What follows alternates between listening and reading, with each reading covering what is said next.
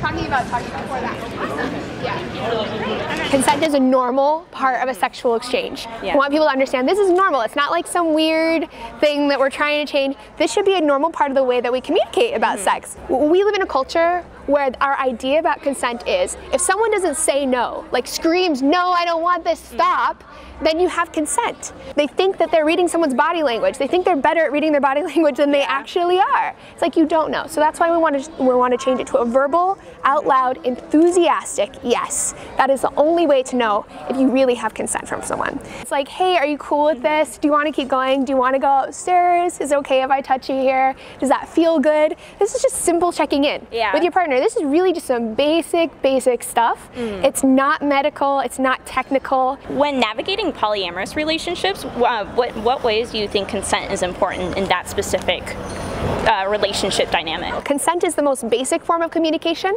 in that exchange, but polyamory is kind of like advanced communication level, because you really need to be on each other's emotional page, right? You really need to understand where people are at.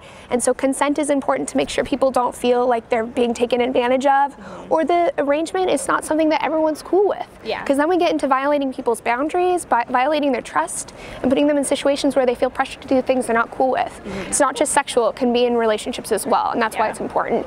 In particularly in relationship styles that are not traditional, that people aren't as educated on.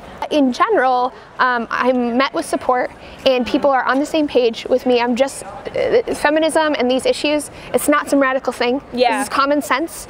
People are scared by the language or whatever. Removing defensive language, really creating a space with my language that invites everyone to be a part of the conversation in a productive way. Not in a like, let's flame each other and destroy the internet type of way. I'm happy you're able to be here. Thanks.